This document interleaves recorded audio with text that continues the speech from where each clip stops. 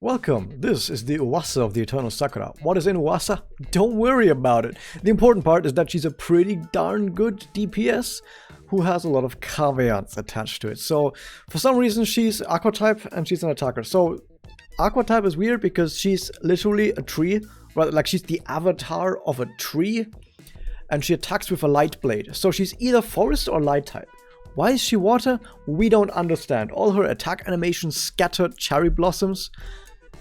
Who knows? Okay, but we're gonna have to deal with her typing because that actually becomes kind of important in evaluating how good she is, not just because of lore reasons, but because of other reasons as well. So what does she actually do? She's actually kind of interesting. They have been releasing a lot of interesting characters recently, and the way that she works is that she's kind of based around both her follow-up attack from a passive as well as critical hits. So her follow-up attacks work as following. She has a passive that says she has a magic system with a maximum of 6 magic stacks. Whenever anyone on the team except her uses a follow-up attack, a counterattack, or even an assist, which right now only Swimsuit Madoka can do, I think, and or critical damage dealt by allies, then she will gain 1 magic. Once per action, which means that, for example, if you have a follow-up attack that crits, that's still only a single stack. So a critting follow-up attack does not give you 2 stacks at once, although it would be really cool if it did. So you gain magic that way. You also gain magic by using a basic attack or by using a skill, also grants you some magic. And then once you reach 6 magic, you consume all of it and you do a follow-up attack. And the follow-up attack does the following. You do damage to all enemies.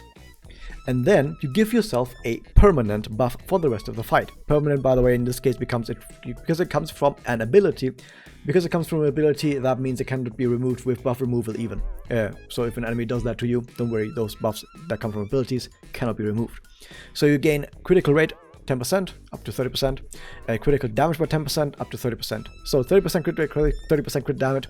That's already a pretty darn good buff that you just get by existing, because keep in mind, she herself doesn't actually have to do anything to get these follow-up attacks. You just need other characters on the team to do follow-up attacks and counter-attacks, blah blah, critical damage. Awesome.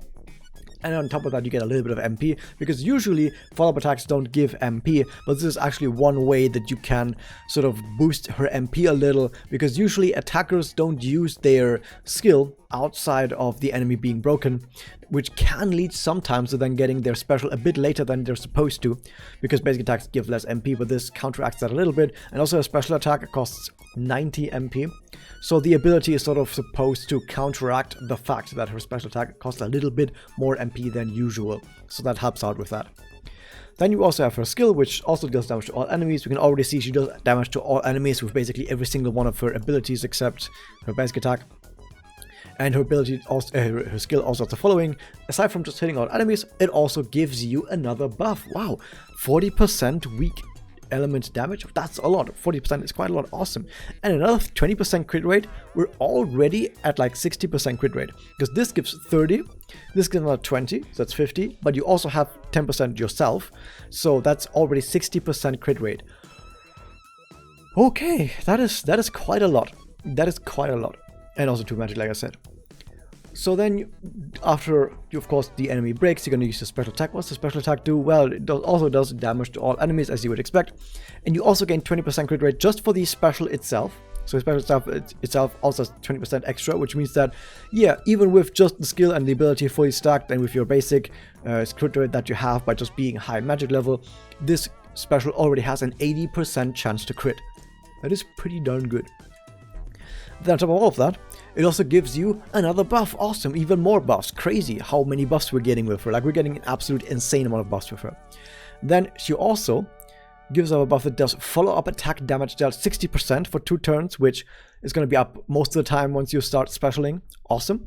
And it also gives you a free special on top of that, so if your passive wasn't fully stacked, by the time you get to your special, probably afterwards it will be. And of course afterwards your follow-up attacks will be buffed anyway, so even if this is your very first special, since this will give you the buff and you then get the follow-up attack, that means that you have the 60% follow-up attack damage and then the follow-up attack from the ability, which is quite powerful. And this, as it says, does not consume any magic, so you could have, for example, 5 out of 6 stacks, you do your special, you get the follow-up attack, then someone else uses a follow-up attack, or someone else uses a crit on hopefully the next turn, and then you get another follow-up attack. But like I said, the next turn, because keep in mind, you can only get one follow-up attack per character turn, meaning that, for example, let's say, for example, you have an Alina on your team, and it's currently Alina's turn, and then during Alina's turn, you decide to throw in a special from Sakurako. By the way, it's just pure coincidence I'm saying Alina. And so you use your special on Sakurako, but then because she just used a special, she's using a follow-up attack, and because it's still Alina's turn, she cannot do another follow-up attack until it is now someone else's turn. However, because the stacks only get consumed when she actually uses her follow-up attack, that means that her stacks will stay on her until the next person's turn, and then does it actually use them. It then works the same. However, and I haven't tested this yet, what happens if you reach 6 magic on someone else's turn and then immediately use a special? Because you just use your follow-up attack from getting 6 magic, that means you use a follow-up attack on someone's turn, and the special attack may not be able to trigger the follow-up attack because it can only get one follow-up attack per turn. And this one doesn't get saved until the next turn. This one would just be lost. So keep that in mind. I don't know if auto battle screws this up. Auto battle might screw this up. Keep in mind that because the follow-up attack from this ability gives MP, that is actually a possibility that this can happen.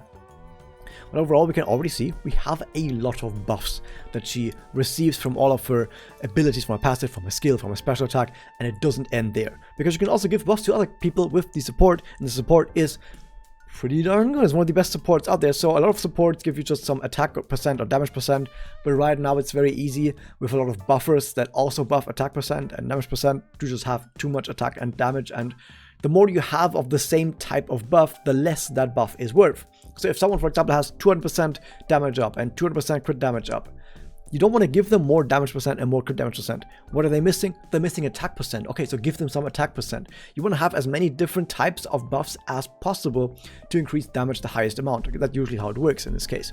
So, since a lot of other support abilities don't really give much in terms of crit, not even Yachio's gives crit, by the way, having something that gives crit rate and crit damage means that, oh, now some way of increasing your damage, in this case crit, that isn't on many other characters can now be used.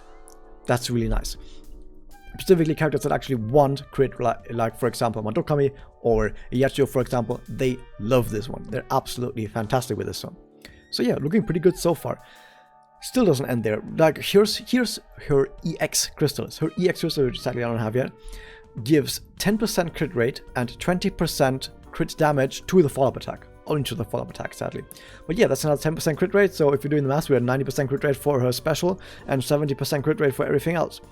But of course with Crystallis, if you have 3 Crystallis slots, and every single Crystallis has 5% crit rate on it, that's another 15% you just get passively by just existing, which gives a 105% chance to crit your special, just your special, and an 85% chance to crit everything else. That's pretty darn good. That's pretty darn good. If you just had any other way of, getting some more crit rate, then, with just a little bit more of other crit rate, that would already give you the ability to crit always. Awesome, that sounds pretty darn good. Just a little bit of crit. You don't even need a main crit rate ability on your Crystallis. Like, you don't go in here and then select one that says increases crit rate on a main slot outside of your EX. So you get your EX and then you don't put another crit rate on there. You might put crit damage maybe, but generally you don't put another crit rate on there. I can already tell you about the rest of the Crystallis because, like I said, you want to have as many different types of damage ups as possible. You already have a lot of crit damage, and you have a lot of weakness elemental damage, or just general elemental damage, or just general damage percent. That means what you're missing is attack percent. You're missing attack percent in all of that. So attack percent, which I sadly don't have, would be perfect for this. So you use your EX Crystallis, and then you use attack percent Crystallis.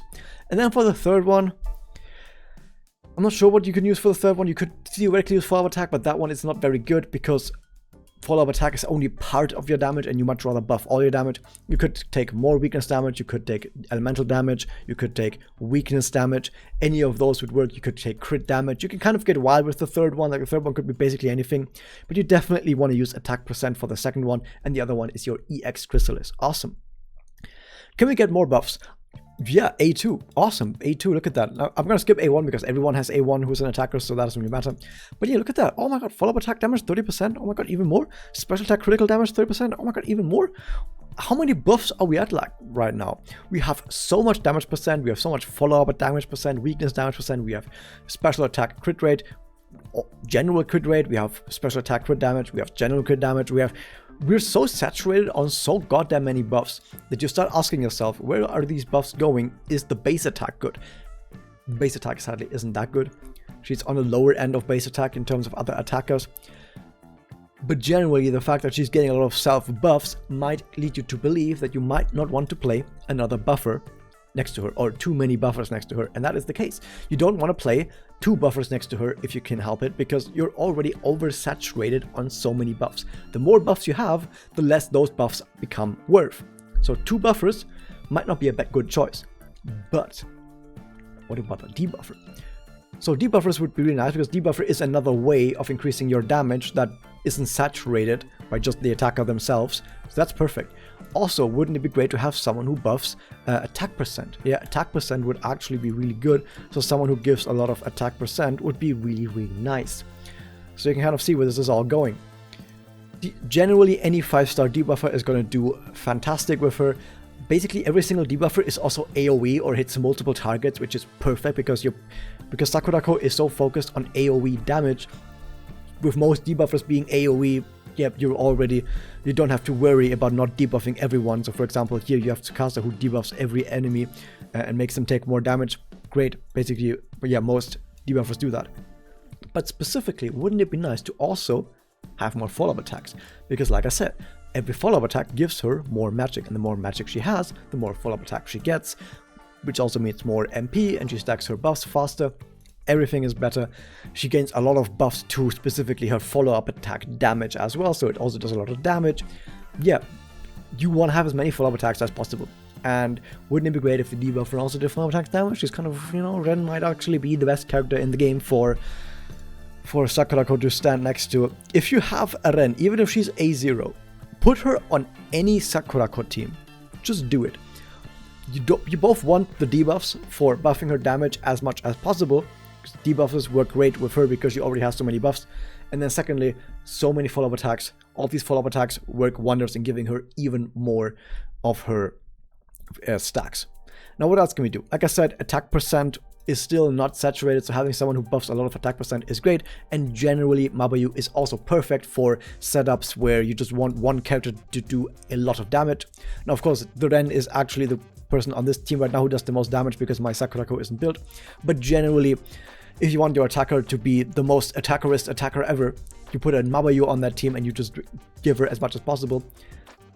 Also keep in mind, if you use skill twice, which you could, that is 4 stacks of magic. So Mabayu giving her a double turn also means double of those 2 magic stacks. Perfect.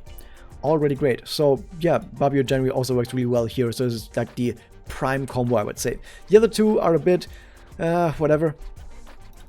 But before I talk about the other 2, yes, Tsuruno is also a great choice here. I would say if you have Ren, specifically Ren with A2 or higher, you probably don't need a Tsuruno, because Ren gets so many follow-up attacks that you're probably getting a stack every single character turn, and you can't get stacks more quickly than that. But outside of that, yes, a Tsuruno would be great, not specifically for Sakura. Like Sakura doesn't actually get as much damage increase from Tsuruno as other attackers, like a Homura actually gets way more damage increase from a Tsuruno than a Sakura does. Because Sakura already has crit, you can't put more crit on her. If you're critting 100% of the time, you can't crit more than 100% of the time, right? If you already have a crap ton of crit damage, putting more crit damage on there isn't going to do that much. Which is why Tsuruno specifically for her isn't actually the greatest. However, she buffs the entire team's crit rate. And because the entire team's crit rate goes up, that means that she gains more stacks. Because like I said, it's not just follow-up attacks and stuff like that gives her stacks, it's also crits. So let's say for example you don't even have Ren, then you're definitely using Tsuruno so that everyone on the entire team crits very often, and that gives more stacks to your Sakura. Fantastic. But if you, like I say, already have a A2 plus Ren, you might say, oh, I want to go hyper. And this would be the way to go hyper with Mabayu in this case. But Tsuruno also works really well. Other than that, the other ones don't really matter too much. Like I said, you can still use any 5-star debuffer, any other buffer as well, but generally these are the two standout options in my opinion. And for the other two options, you have the Breaker. I don't know about the Breaker. Like, we have Alina, who does a follow-up attack every single time you choose a skill, which hopefully is every turn, so this is probably the best choice. But generally, Pluvia is also a great choice always, because she gives everyone more MP, and specifically on a team with Ren, getting more MP is fine. Not specifically for Ren, but because everyone using a special more often means more stacks for Ren. And Ren getting more stacks means more follow-up attacks, means more stacks for Sakurako. So, in a roundabout way, Pluvia helps everyone to get more follow-up attacks. But yeah, Alina getting more follow-up attacks herself is a really good choice as well. Other than that, I know, yes, you could theoretically use Toka, but keep in mind, you want a lot of follow-up attacks. Toka and Nemu don't use follow-up attacks very often. They get them quite rarely. Homura also gets them quite rarely in most cases. Not always, but in most cases. So don't be misled into thinking that Toka is the right choice here, or that Nemu is the right choice here. They get very rare follow-up attacks, so it's probably not worth it. I prefer Alina over either of them quite a lot. I mean, she's not a breaker anyway, but just saying.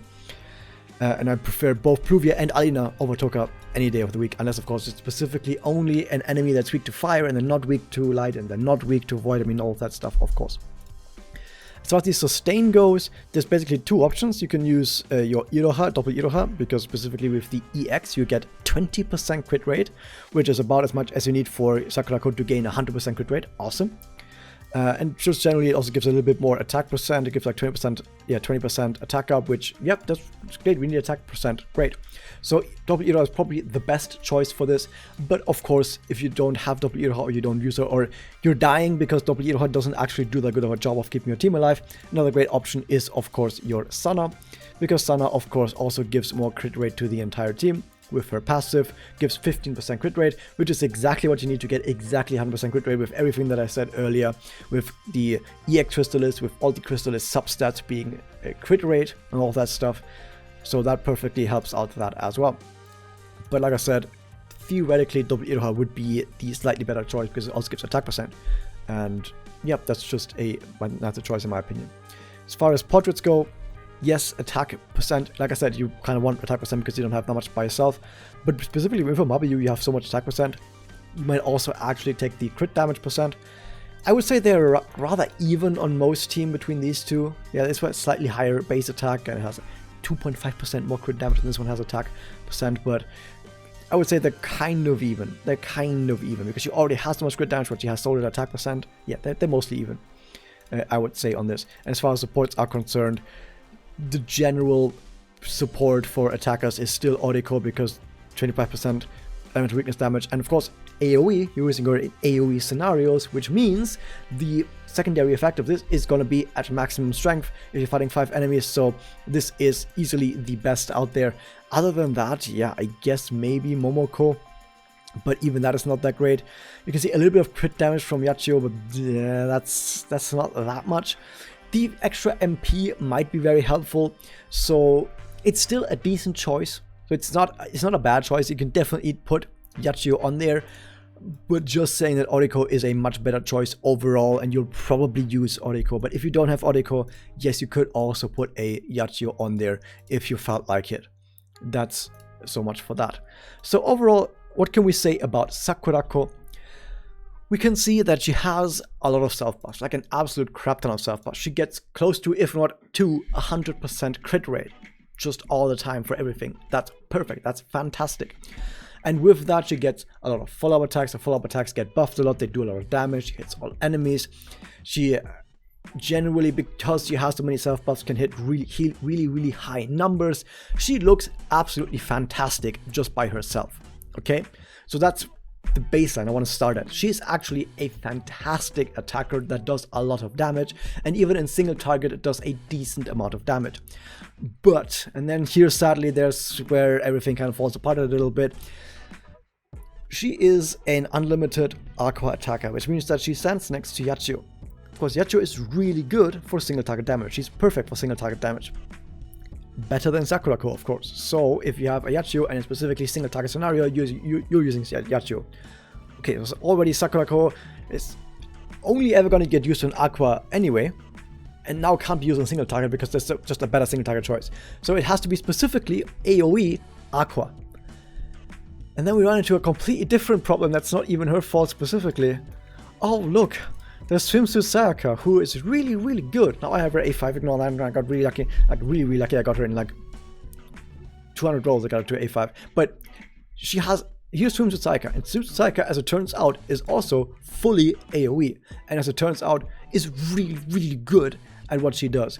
In fact, my Swimsuit Sayaka is easily better than my Sakurako. Of course, she's A5, but even if she was only A1, I think at A1 already she's better than an A0 Sakurako in most cases for AoE. If they're both at the same, similar or the same ascension, then Sakurako is probably better, I would assume. I haven't lapped it out yet, but I would assume on similar ascension, Sakurako is already better. But if you already have Swimsuit Sayaka because you rolled for her and you got lucky, then the question becomes, oh, did you even need Sakurako then? Because you have maybe Yachio for single target, and then if you already have Swimsuit Sayaka, and she already is extremely good, but not just that, also does defense percent to the enemy, like it does a debuff, and it makes enemies take more break gauge depletion. Oh yeah, she already does a bunch of other stuff as well, huh? Swimsuit Sayaka is really, really good, so if you happen to have her already, do you even need a Sakurako? If you have a Yachio and you only care about single target, do you need a Sakurako? Ooh, so she has tough competition already, and this is where we get back to what I said at the beginning of this. What if she was just Forest? If she was just Forest, this wouldn't be an issue. She's literally the avatar of a tree, and she scatters cherry blossoms with all of her attack animations. It's literally called A Tale of Cherry Blossoms. Why is she not Forest? She's literally a tree. And if she was Forest, guess what?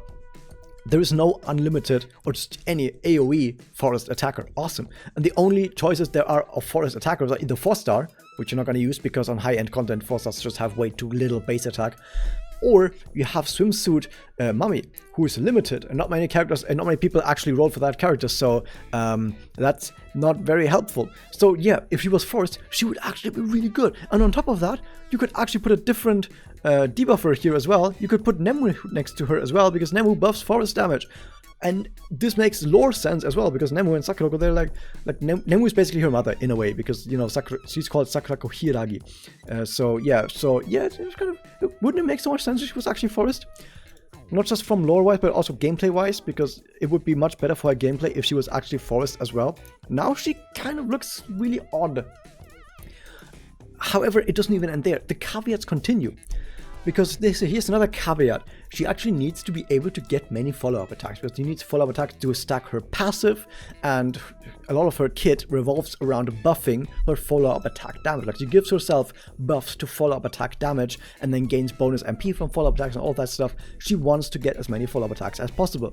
She herself is really bad at giving herself more follow-up attacks. She needs other characters to give her stacks, which means you need follow-up attack characters, or you need specifically a Tsuruno to give crit rate to the entire party. You need either of those two, maybe even both. And that's kind of restrictive in how you build your team. Like, you need either or both follow-up attack and crit on your entire team.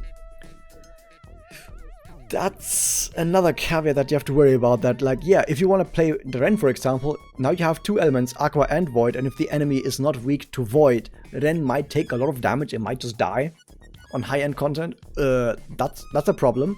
If you have either Mabuyu on top of here, or if you really specifically want crit, she's fire, which means that, yeah, if the enemy is not weak to fire, that might get Tsuruno killed, and she might die. That's a problem. So yeah, she's full of problems, but here's the thing. Theoretically she could be really good. This is what kind of irks me. Like, on paper, the way of how many self buffs she has, of how high she can crit, on paper she's really good. But there are just so many things holding her back, and half of those things holding her back would have been solved if she was Forest type. So yeah, that was that. I hope you guys enjoyed this. Hit the subscribe button, ring the bell. Shoutouts to my members, Rip Thumbwinkle and Simpletor. Thank you very much. See you guys next time.